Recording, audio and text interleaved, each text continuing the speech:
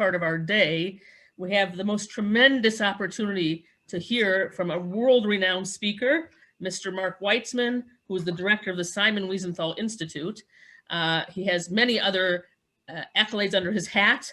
He will share with some of them with you, and I'm just going to pass over to him because I don't want to waste the time. So off you go, Mr. Weizman. Thank you very much, and it's really an honor and a privilege to be with you virtually today.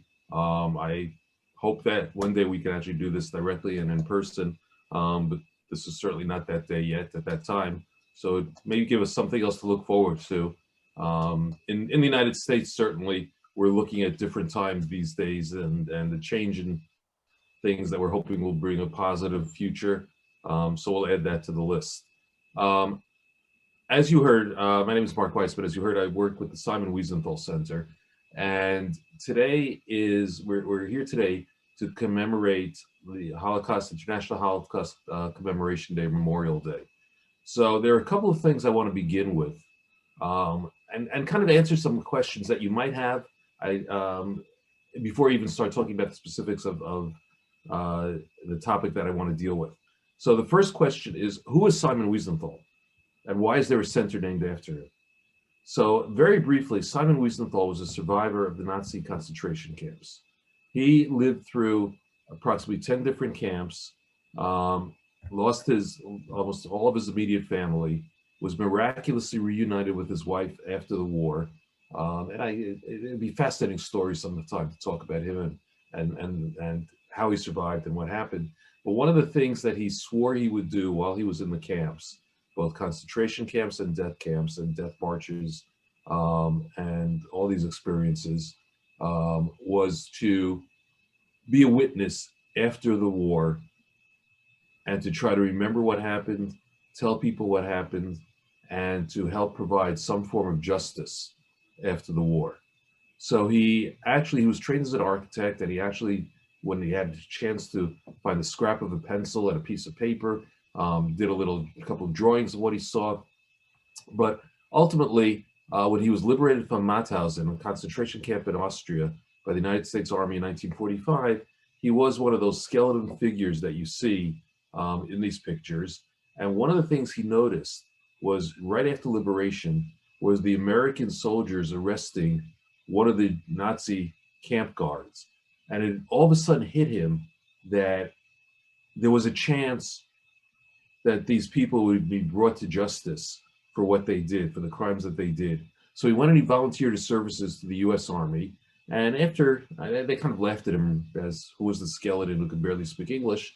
But he ended up working for them as a translator, as an investigator, and was involved in the war crimes tribunals after the war, as on that very low level. And when those were disbanded, he decided, and he was the only one who decided at that point, to keep that effort up. And he was joined by other people, individuals, over the next decades, but he really made his mark for the rest of his life as he being known as the Nazi hunter, the person who brought Nazis to justice. But he was very intent on making sure that they were brought to justice, not to vigilante or mob or private revenge or any of those. He rejected all those things, and he insisted on trying to gather evidence using publicity and then turning the evidence in and having them brought to trial, even though he knew that frequently they would get exonerated or they would never serve really any kind of equivalent time. But he kept that up because he felt there would be a witness and a memorial to those who had died, to the victims of the Shoah, of the Holocaust, and a warning for the future. But he also became a champion of human rights in general. The other victims of the Nazis, such as the Gypsy, the Roma communities, he championed their causes, and other victims of genocide and persecution up until his death approximately 20 years ago. I had the privilege of knowing him quite well and working with him, and he was a remarkable man. And in the 1970s, late 1970s, a group of people in the United States realized that he was, at that point, becoming quite elderly, and that the work needed to be carried on. There was no one else who was going to carry on his work, and they established our center with him still as an institution to carry on the work of remembering the Holocaust and translating it into action, not just as a research center or memorial center, but translating it into social action into today's world. So that's the mission of the Simon Wiesenthal Center, is to be a human rights organization concentrating on anti-Semitism, drawing from the lessons of the Holocaust, and making sure, as much as we can, having an impact on today's world and society.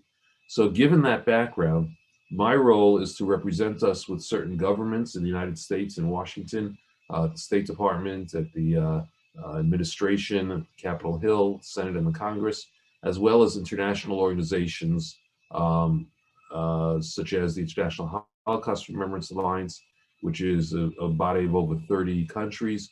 Those of you who might remember the fuss in the United Kingdom, I guess it was approximately a year and a half ago, over Jeremy Corbyn and the Labour Party, might remember something called the IHRA definition of anti-Semitism. That was one of the key issues that framed that discussion. That came out of my work. I introduced that and steered it through these 30 countries to adoption, and it became sort of the internationally accepted definition of anti-Semitism. So having said that, and if there are questions about anything that I'm talking about and bringing up now, feel free to post them, and if we can get to them, we'll be happy to answer them. Having said that, why are we here today? What is January 27th?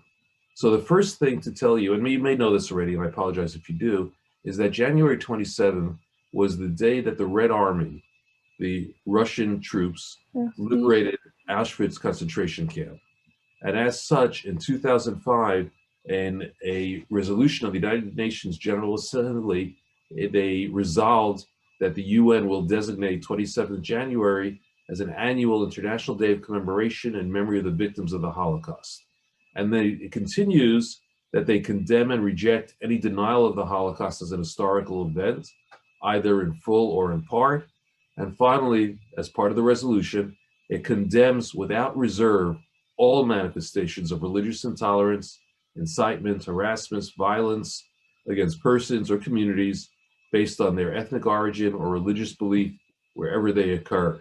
So you see from that, and this was the root of the international January 27th as being the National Day of Holocaust Commemoration, is that it specifies the Holocaust specifically. It rejects any denial, which means that there were already done people who were denying, either wholly or in part, that the Holocaust happened. And it can drew from that the lesson that we have to condemn all sorts of religious intolerance and violence aimed at people because of what they believe or what their origins were. So again, very briefly, the Holocaust was unprecedented in human history, particularly in what we say Western European culture. It was the unprecedented attempt, the industrialized attempt in the heart of Europe, drawing from the most highly civilized, cultured country and elements of European society to literally wipe out an entire people, obviously Jews. It drew upon and was based on a history of anti-Semitism.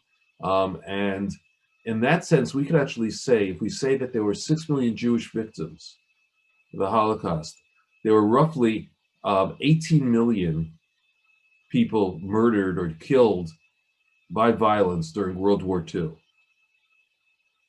The 6 million Jews, the millions of other civilian victims, and even if you add to it some of the totals of the soldiers, the military who were killed.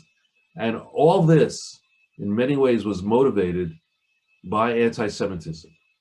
Because without Nazi anti-Semitism, the aggression of needing more room and creating a world with subhuman people that could be targeted, the invasions of Poland that triggered World War II, the events that led up to the invasion of Poland, would probably not have happened without the motivating force of anti-Semitism.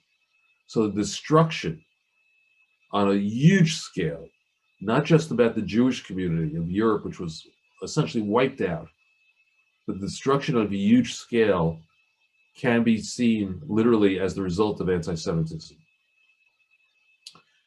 So I want to go from there, having described a little bit of what the Holocaust was to the aftermath of the Holocaust and why it's important to remember it. As Jews, those of us who are Jews, clearly we have it's a mitzvah, it's a mission, it's a requirement. We remember our families, we're commanded to remember what Amalek did, that ultimate evil that has been done to us historically, to learn from it, to make sure it doesn't happen again.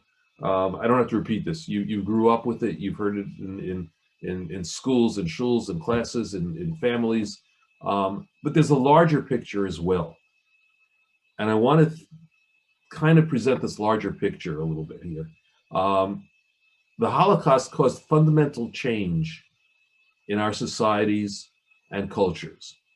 Literally, the landscape of Europe physically was changed after the Holocaust. Borders were redrawn. Sometimes countries were divided. Cities were divided after the war.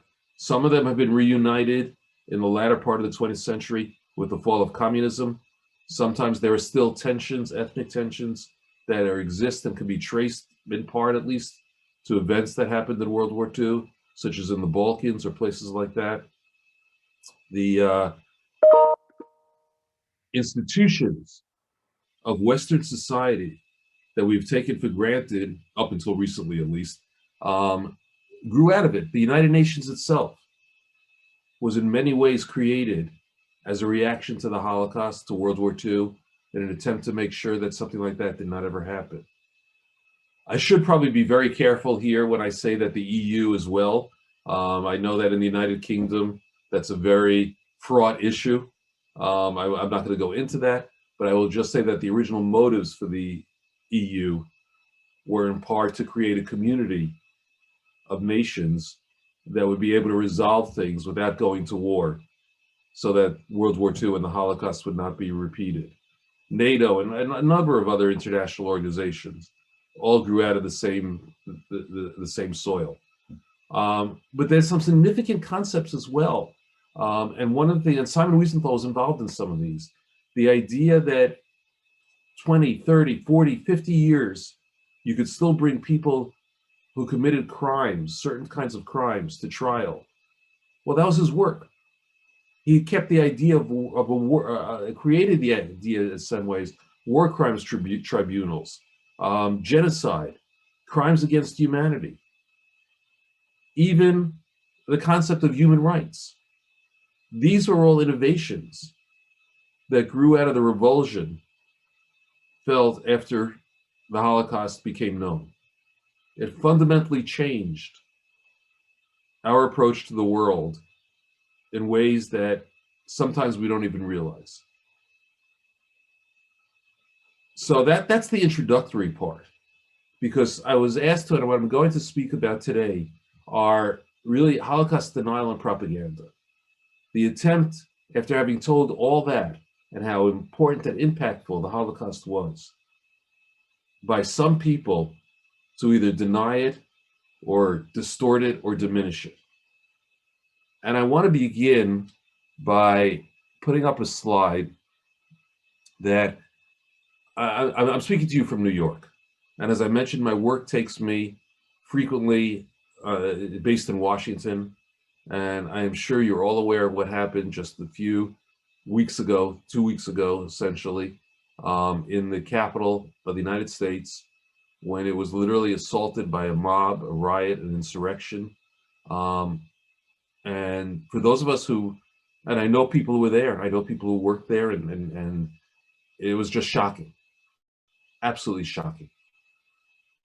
I'm going to go back to it. I know it's, I'm an American and this is a very American thing, but I'm going to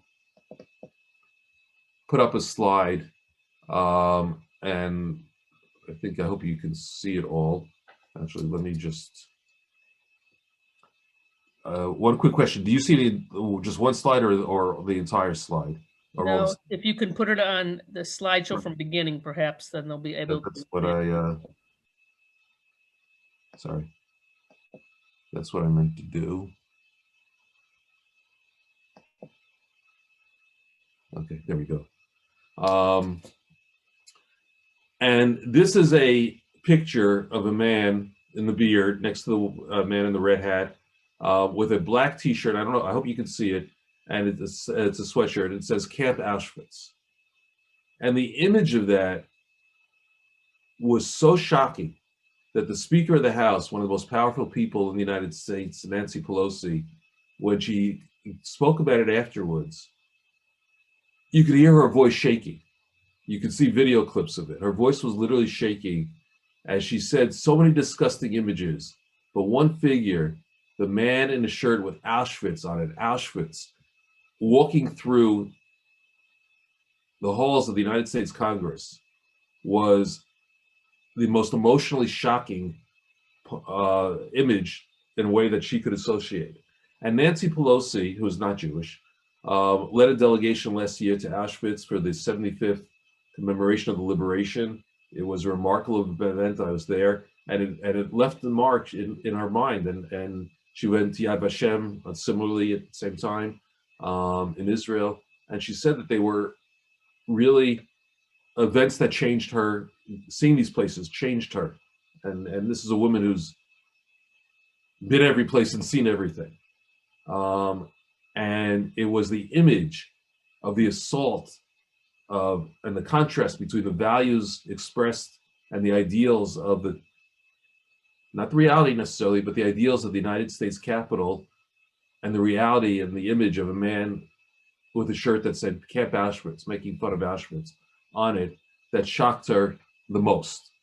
And I think that it says a lot, that image, because it really tells us that there's people out there who are trying to use the assault on Auschwitz as an assault on values of our society. And that is what I really want to focus on for the rest of my talk.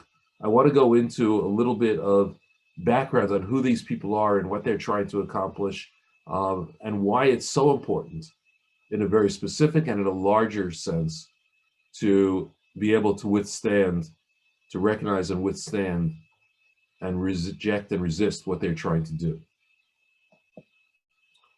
So you're in the United Kingdom. 20 years ago, approximately, there was a major trial in London where a man named David Irving sued an American Jewish historian named Deborah Lipstadt, who claimed in a book that David Irving, she wrote a book on Holocaust denial, and claimed that David Irving was an anti-Semite in his work. David Irving was a man who does not have a university degree, but had written a number of books, some actually quite well received or fairly well received in historical circles, had written about World War II in Germany, but was veering more and more to and outright denying that the Holocaust ever took place, apologizing for Nazis, hanging out with neo-Nazis. And when Deborah Lipstadt published this, David Irving decided to sue her. Now, there is a substantial difference between the libel laws in the United States, for example, and in Europe and the UK.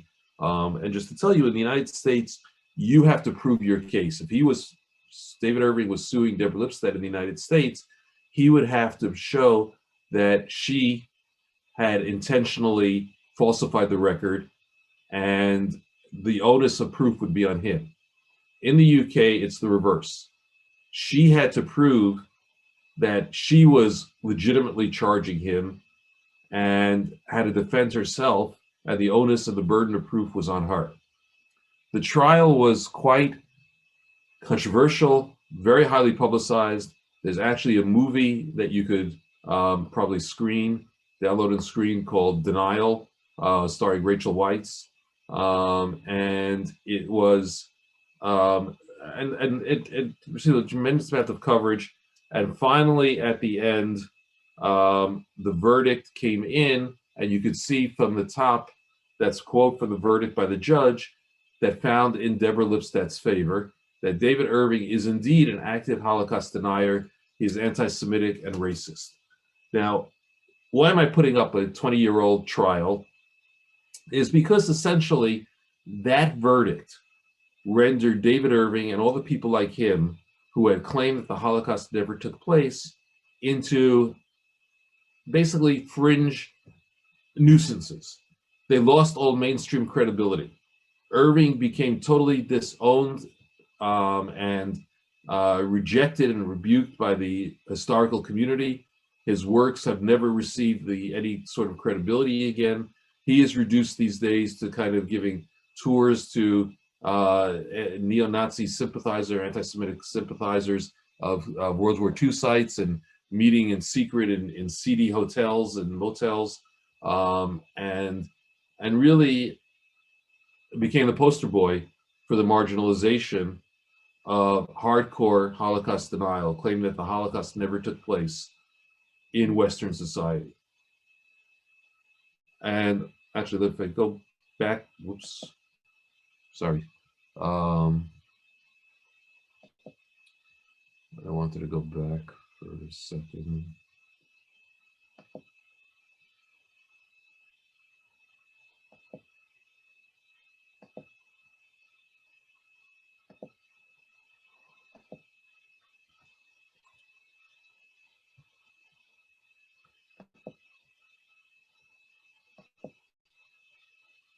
Okay, part of my technologically unadept use of this, but I wanted you to take a quick look at the podium that he's speaking. I don't know if you can see it clearly, but to draw attention to it, it says something called the Institute for Historical Review. We're going to come back to that a little bit later, but just to tell you, the Institute for Historical Review was the center in the United States of Holocaust denial internationally. It wasn't really an institute, it was a storefront, and it was run by neo-Nazis, but that was, they try to create a sort of fake academic picture for themselves with journals and conferences and footnotes and videos and so on and so forth. But that was the center for Holocaust denial in the West, and that's where David Irving is speaking in this slide. So to move on, Holocaust denial became marginalized in the West. It was not marginalized in certain circles in radical Islamist world, especially the circles that were viciously anti-Israel, anti-Zionist. So Iran, for example, decided to create both conferences, Holocaust denial conferences, under the patronage of the president of Iran, who participated in some of them, where they invited Western Holocaust deniers to speak and give lectures there. They also created a series of cartoon contests internationally for Holocaust denial. And here you see two cartoons, one showing an old cash register with the number 6 million. The idea being that, and on top is a sort of model of the entryway to Auschwitz and other camps, symbolic of the camps. And the idea there is that Jews, because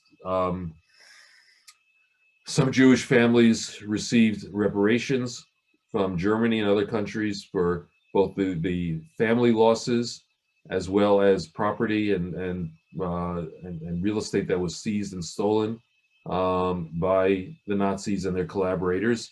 So they put the number 6 as 6 million in there on the number place and showing the cash that they received. In other words, that the Holocaust, as you can see in the other picture, is a big lie created for Jews to either get money from Germany and other countries so Jews could profit from it, or you could see the picture of the golden calf, the idol, and that Europe and the United States are bowing down to, called Holocaust, meaning that Jews can use the Holocaust to control Europe and the United States, the guilt over the Holocaust, and have Europe and the United States do their bidding, especially for political purposes, for supporting the state of Israel.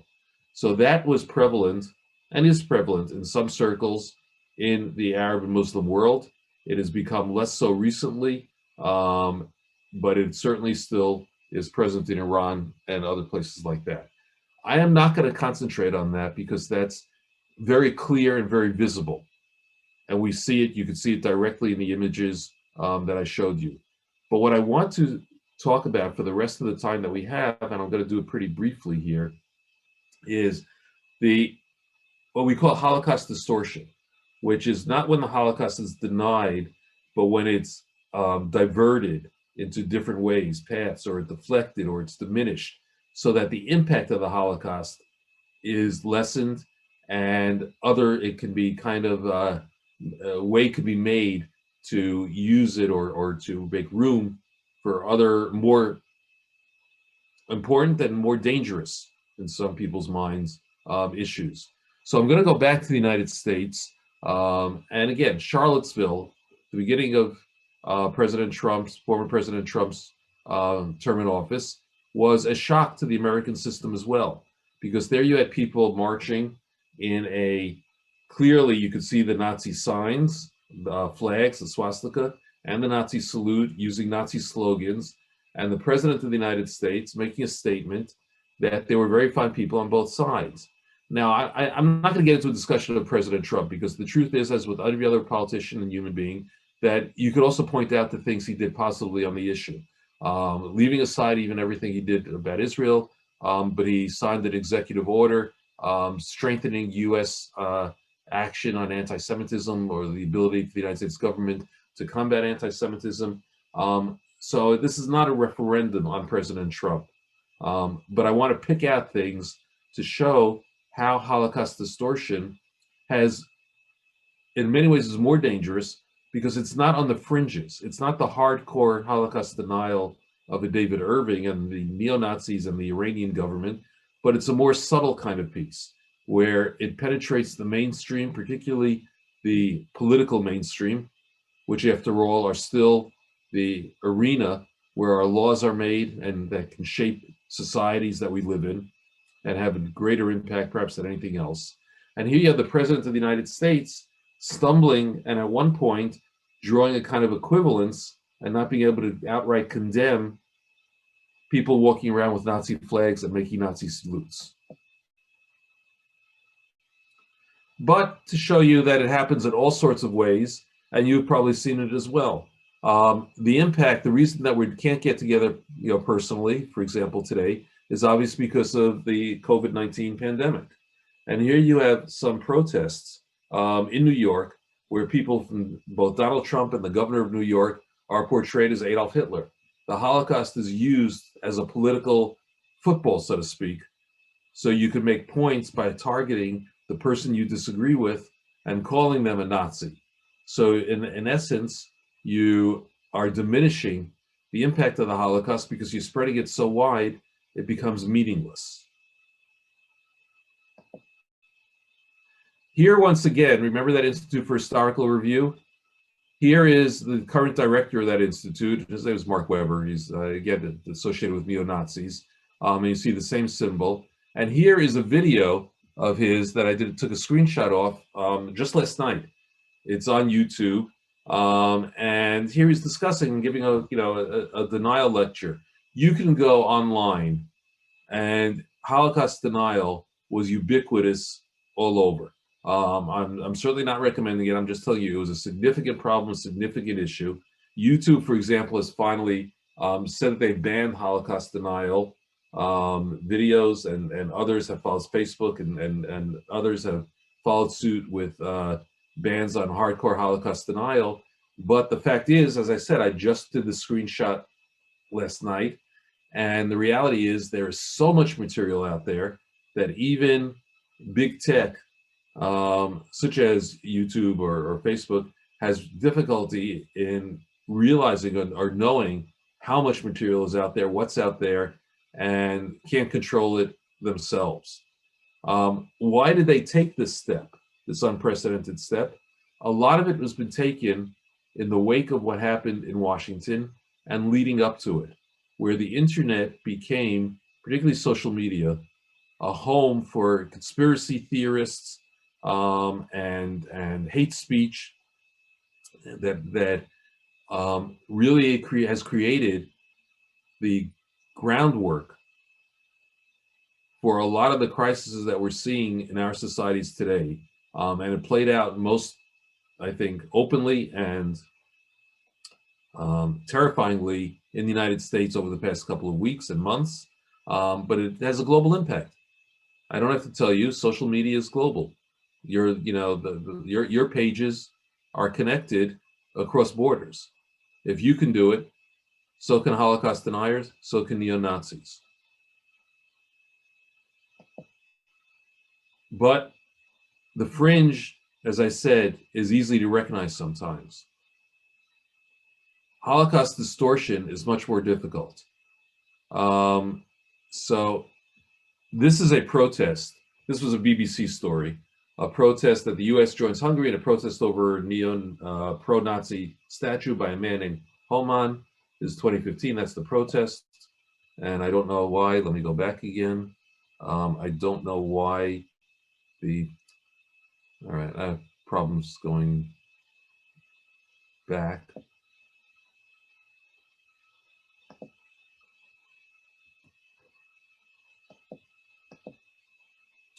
This is not what we wanted to do.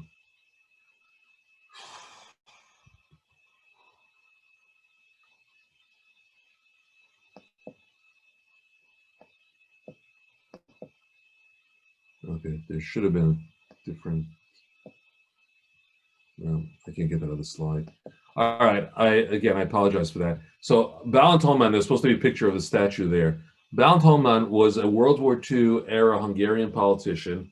He was a major historian in Hungary. His textbooks were still being used in the late 20th century, who was actually a member of the government, an anti-Semite who collaborated with the Nazis in Hungary. A very brief look at the history of Hungary during the Nazi period.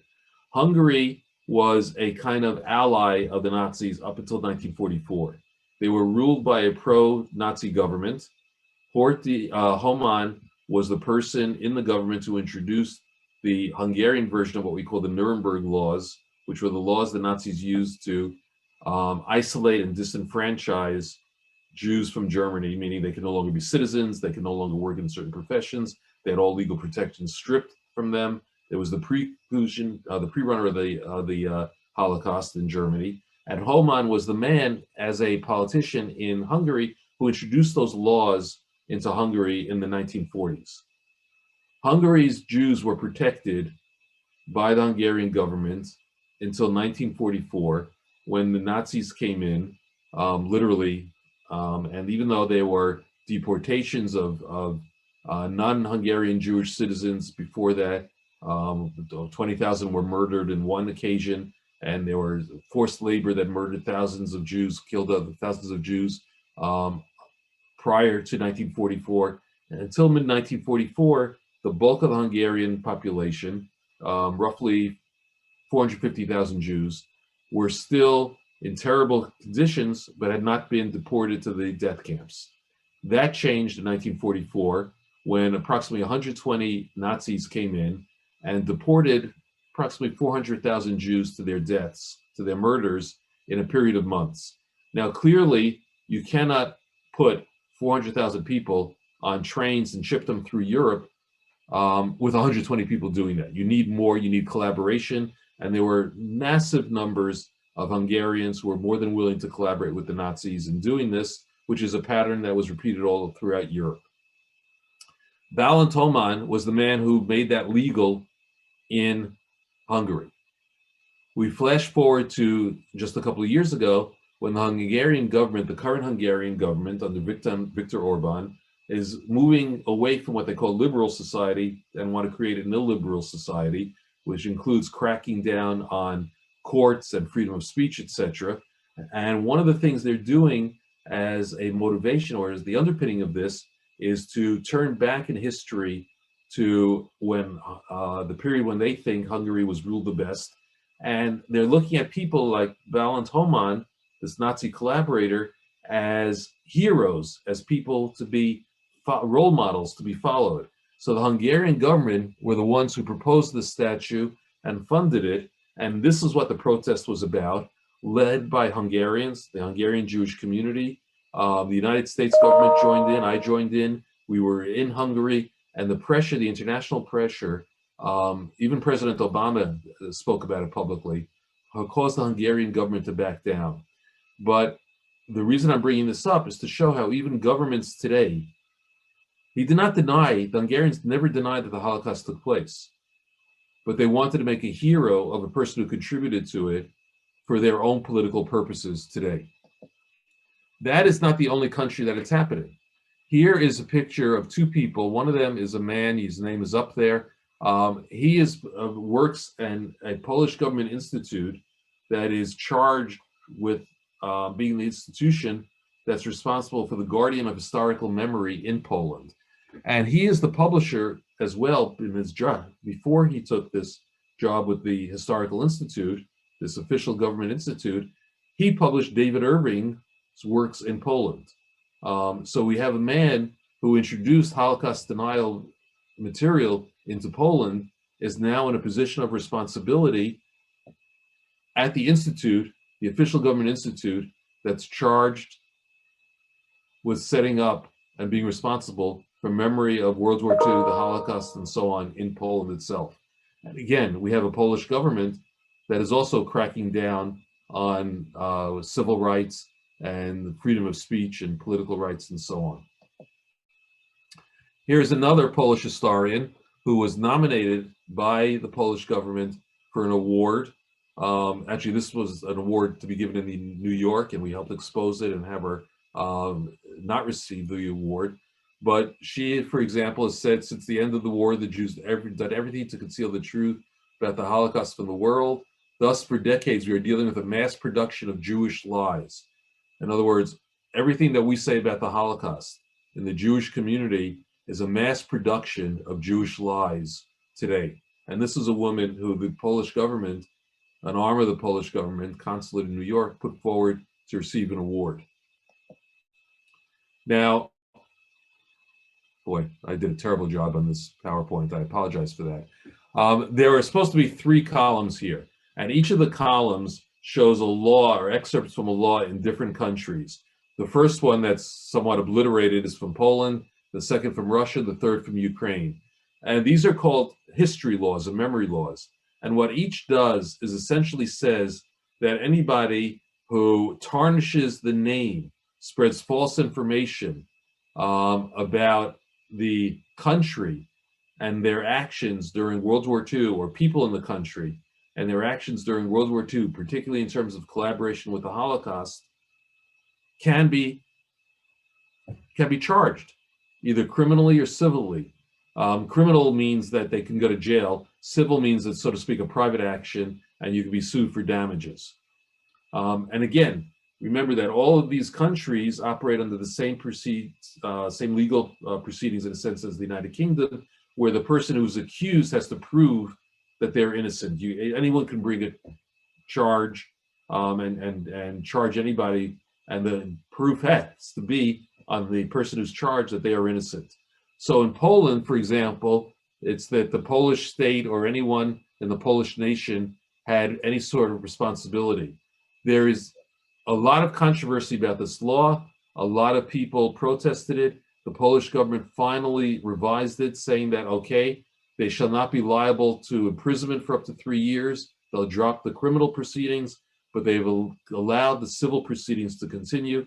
And there literally are 2 Polish historians, not Jewish, neither of them Jewish, who are charged under this law. Somebody brought a Polish anti-Semitic group brought a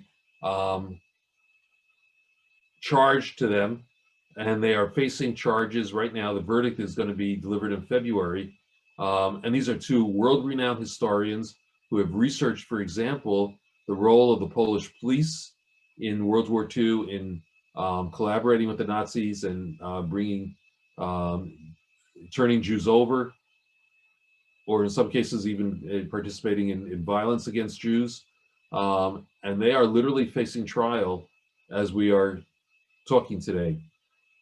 The middle column is from Russia, 2014, where spread intentionally false information. At least one blogger was charged with this because he wrote, which is an historical, absolutely historically true, that in 1939, while Nazi Germany invaded Poland on September 1st on one side from the west, the same time, the same day, in accordance with the secret treaty signed between Communist Russia and Nazi Germany, Communist Russia invaded Poland from the east. And so the Soviet Union, the pre-runner of Russia today, was one of the factors that helped start World War II. It's an obvious accepted historical fact.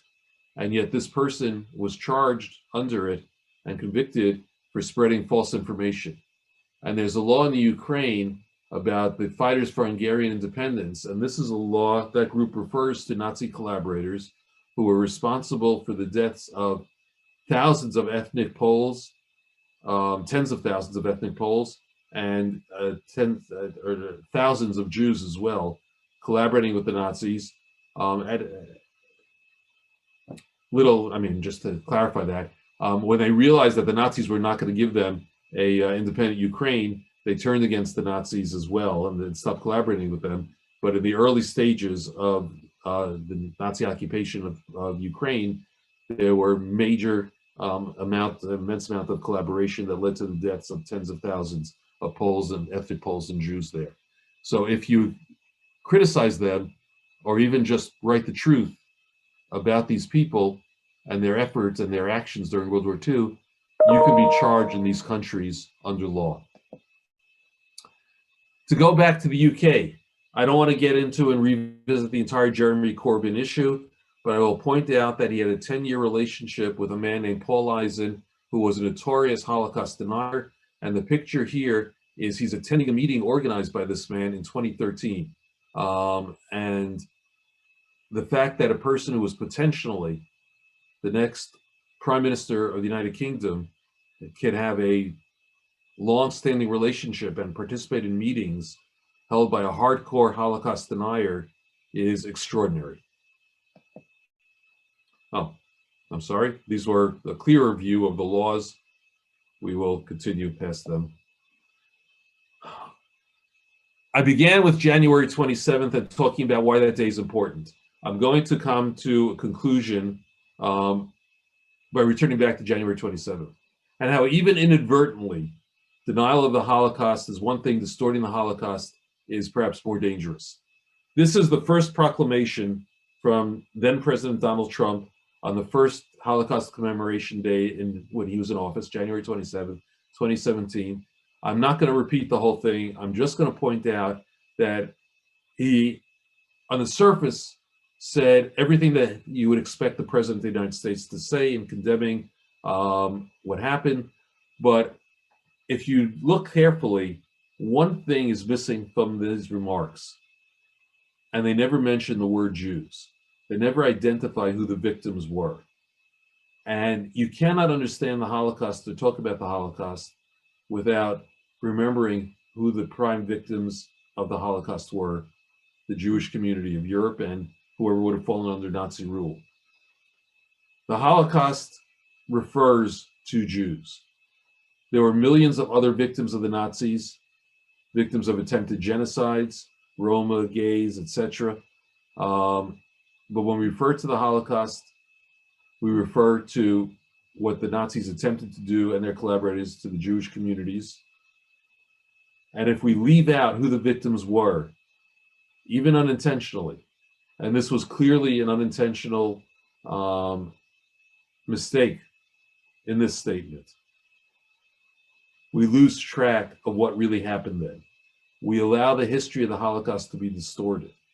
And we're talking from the highest levels of our political leadership. And that's why I tried to show you the images that I showed you up to now, because the Holocaust and the impact of the Holocaust is something, excuse me,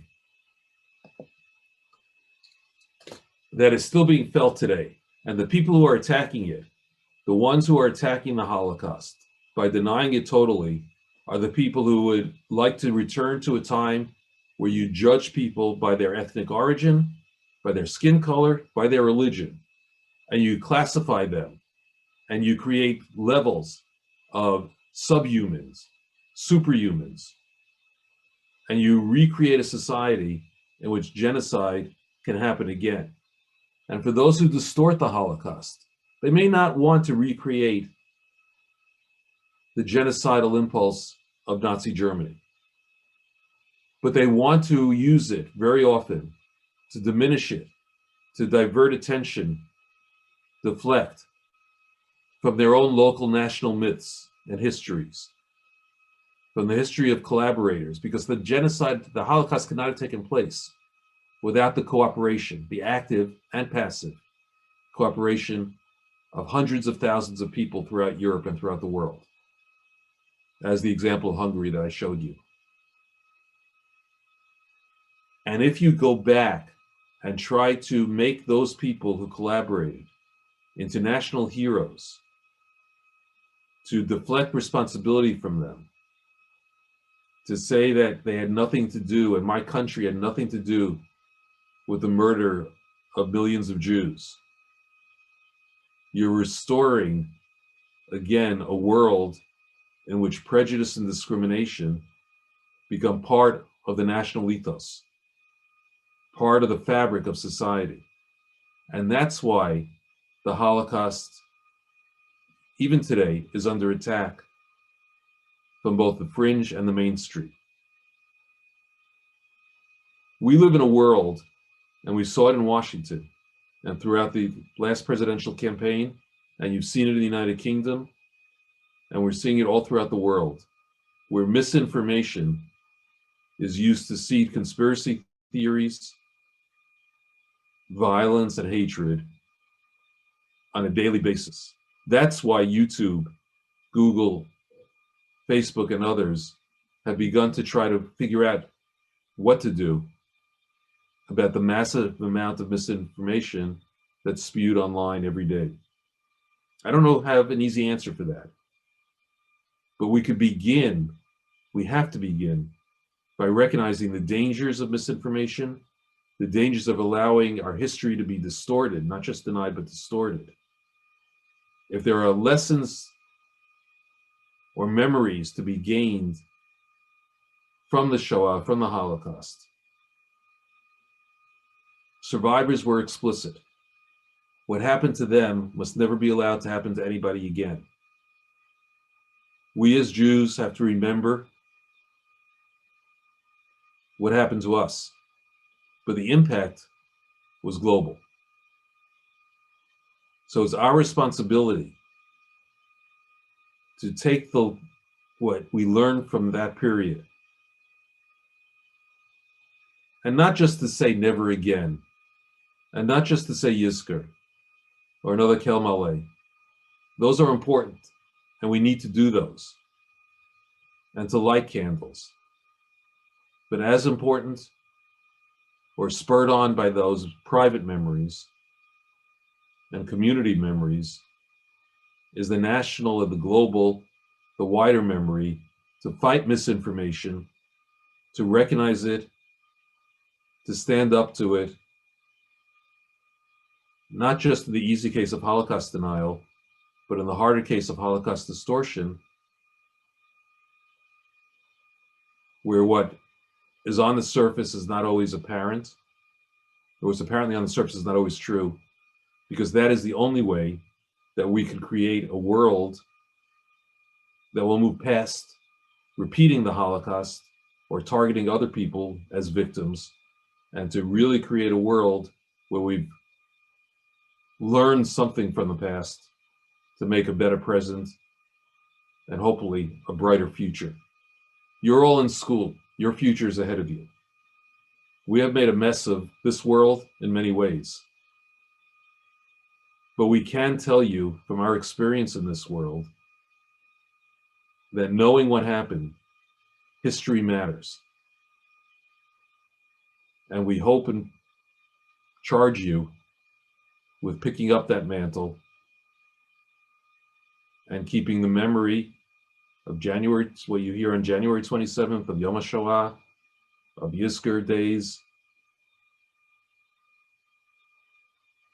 keeping that alive, not just in your hearts, but in your minds, and using it to move forward and build a better world for all of us in the future. Thank you. Okay, now we're to the questions, Mr. Weizman. I think a lot of them actually have been answered, but I'm going to start with a couple that I think might be you can tackle in an easy way. Okay, so the question is, what is the biggest reason why people deny the Holocaust? What do they do about the proof that's out there? Okay, I'll start with the second part. What they do with about the proof that is out there is ignore it or twist it. So they ignore it because this is the most documented event in human history. You have, first of all, you have survivors, thousands and hundreds of thousands of survivors, more than that even. There were approximately 3 million, 6 million Jews of the 9 million perished, which means about 3 million were there. Then you have all the local populations that were there in these countries, and saw Jews deported or who were in camps themselves. You have the millions of Allied soldiers. You have millions and millions of pages of archived documents and archives in Russia, in Germany, the United States, in the UK, in France, and all these countries have national archives as well. You have footage. You have German Nazis speaking. You have eyewitness. You have testimony in courts. It is the most massive documented event in history, perhaps. And the only way to deny that it ever happened is either to ignore all of that blindly and just say, well, none of that matters, or to twist what you can. So I use the example frequently of a well, this is a real case that Deborah Lipstadt pointed out.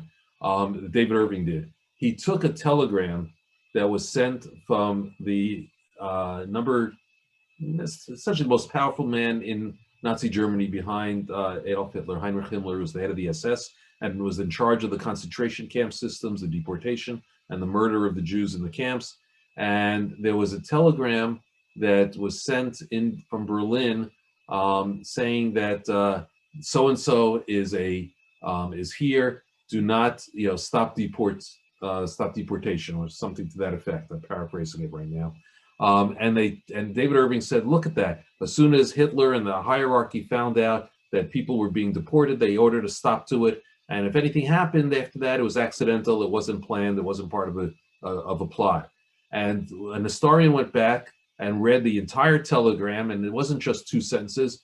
It was 4 to 5 sentences. And it turned out that they were referring to a specific individual who was the son-in-law of the dictator, the leader of Soviet Russia, Joseph Stalin, and who obviously, as the son-in-law of Stalin, had a huge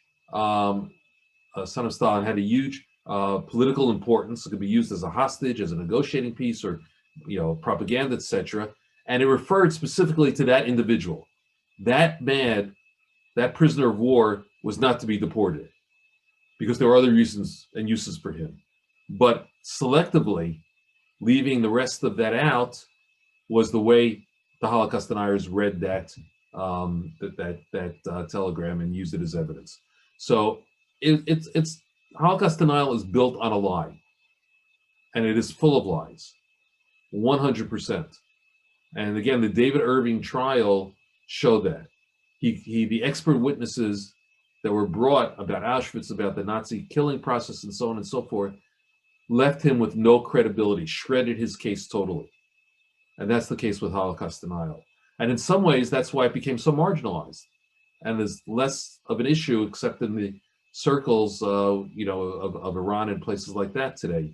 But that's why Holocaust distortion, which says that the Holocaust, yes, we agree the Holocaust took place, but no, my country was not responsible for it. Only the Germans did it.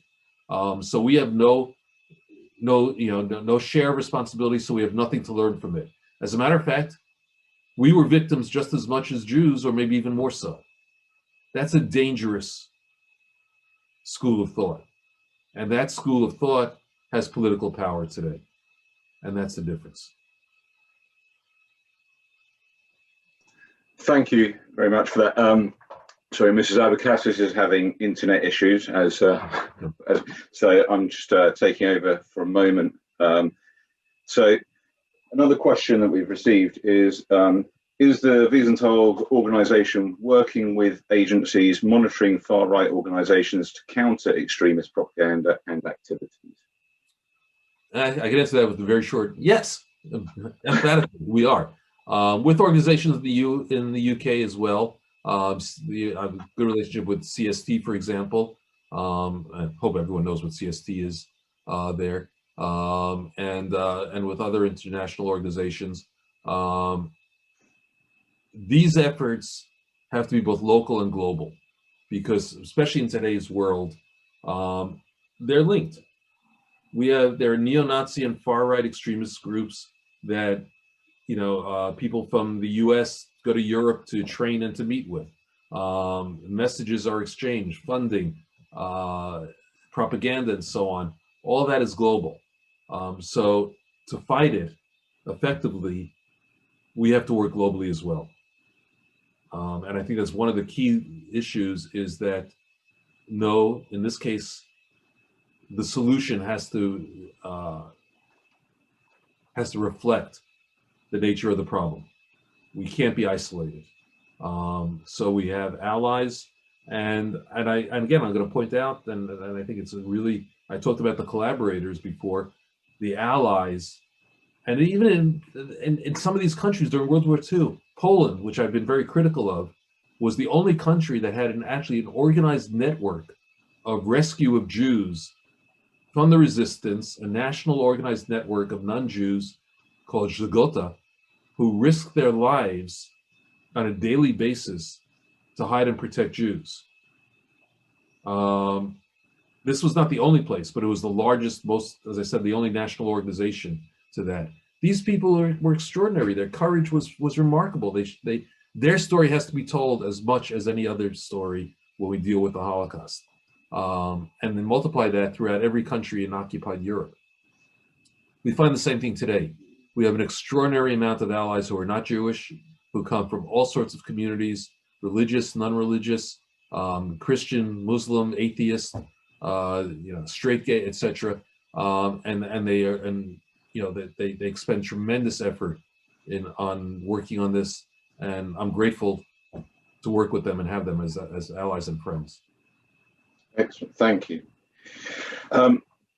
Possibly a slightly more contentious question. I'm sure you'll be okay with that.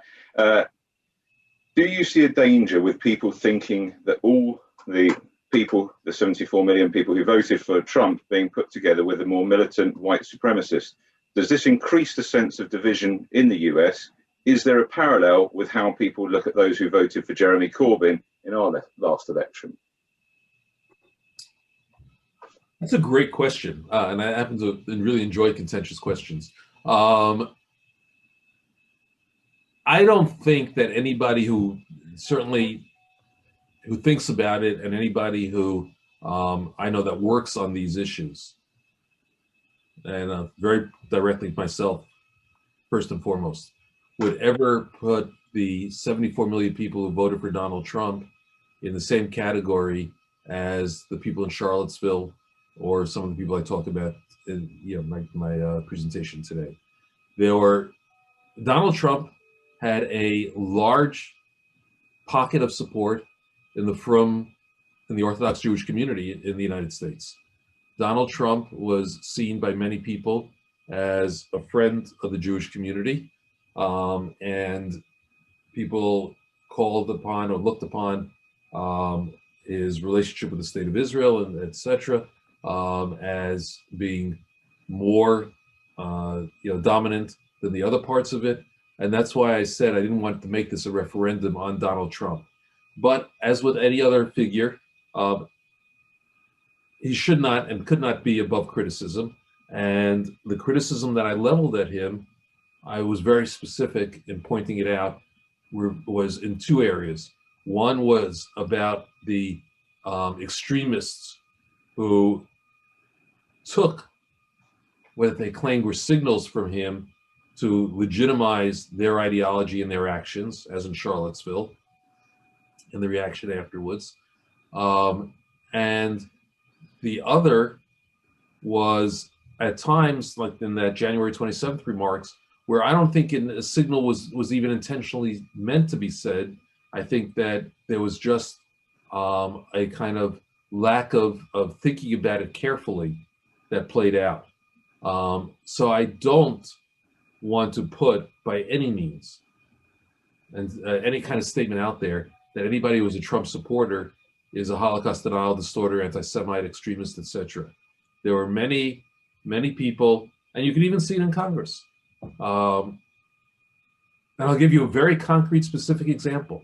one of the people that I work with, the office I work with most closely in the United States Senate, is a Republican senator who is literally the co-chair of, there's a bipartisan Senate task force on anti-Semitism, fighting anti-Semitism. And it's led by a Democrat and a Republican. And I think it's remarkable in that in today's fractured political world of the United States, it's one of the few things that functions with, in a bipartisan manner together. And he was the speaker. I don't know if you saw the videos at all or watched any of this. He was the speaker at the podium who was interrupted when the rioters entered the building and had to stop his remarks in the middle of his talk.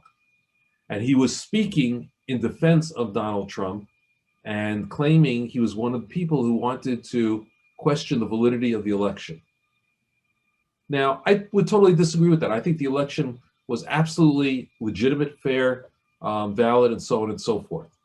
And yet, there is no question in this mind, because I met this senator years ago before this in another area, that he is passionately committed to fighting anti-Semitism, that he has, as I said, he has put himself out there and been a leader in this. And there's no question in my mind that his motives are pure, and he's on the right side of things. And yes, and he was a vocal supporter of Donald Trump, basically to the end of Donald Trump's presidency. So absolutely not. No, not every, we're really talking about a fringe here that I was trying to show, but they took what they could to give themselves legitimacy. And unfortunately, sometimes, I think by not thinking through the impact of actions or words, things were done that they were able to draw legitimacy or claim legitimacy from. So I think that's the way I would answer that question. Okay, well, wow. I think that kind of sums it all up then. Ladies, thank